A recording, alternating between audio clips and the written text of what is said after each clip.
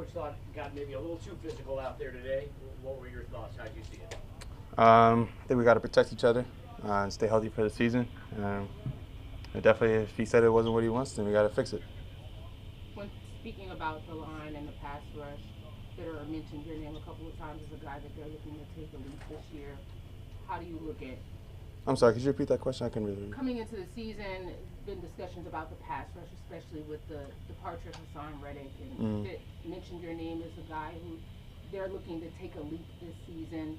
What are you expecting from yourself, and how are you approaching this upcoming season? Taking the approach, I got to step up to the plate and learn the best I can from everybody else and continue to grow. And, when my chance comes, I got to shine. So that's my approach on it. Any specific things that you worked on during the off season? Yeah, I've been working on pass rushing a lot during the offseason, watching other guys, trying to take from everybody else's game, put it into my own, and obviously going out here every day, working with these guys to get better. Yetur, when you hear the Panthers associated with like Carlos Dunlap and guys like that, does that kind of give you a chip and a little fire, and, to hold that job? That's the business, and in my opinion, my job is to go out there, compete against whomever, people on the field with me, people not on the field with me, and compete against myself to be the best every day. So definitely, that definitely gives me a little chip. In that same breath, though, I think Brian Burns said he thinks the talent's already here. He mentioned you. So what do you feel like? What does that mean to you to have that kind of confidence with Burns? I think gaining respect from your peers is the greatest feeling in the sport. So just continue to work and make sure everybody who put their faith in me, that grows as well. Burns stepping up as a leader this year. Where does he have to go? Because he was Pro Bowl last year. Where do you feel like he has to go to even the next level?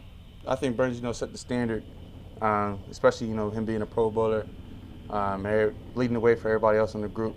And I think he's definitely done more of that, being more vocal this year, in the meeting rooms, out here on the field. So I think he's a guy that's great to look up to. Example of how he's shown that being more vocal? Just talking.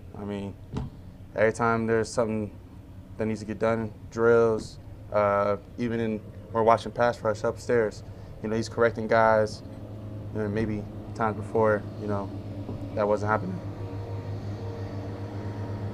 Did you have much carryover or overlap rather with Brandon Smith at Penn State? Yeah, Brandon was there my junior year before I had left.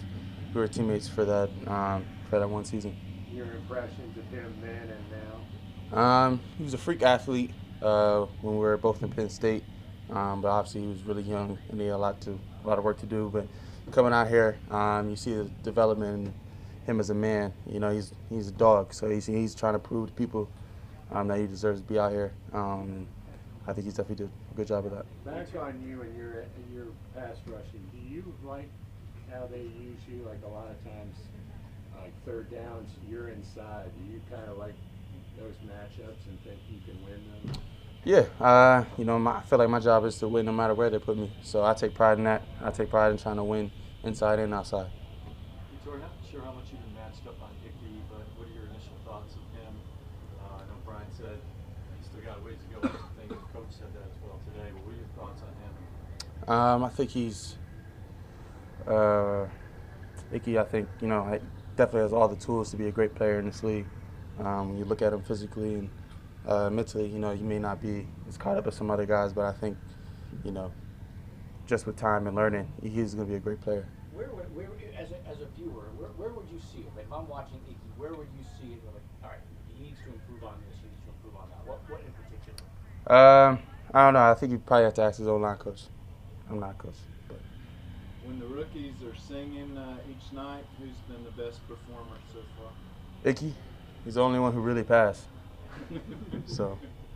Who failed miserably? Mosley. Mosley failed miserably. Barno failed miserably. What did Ickey sing?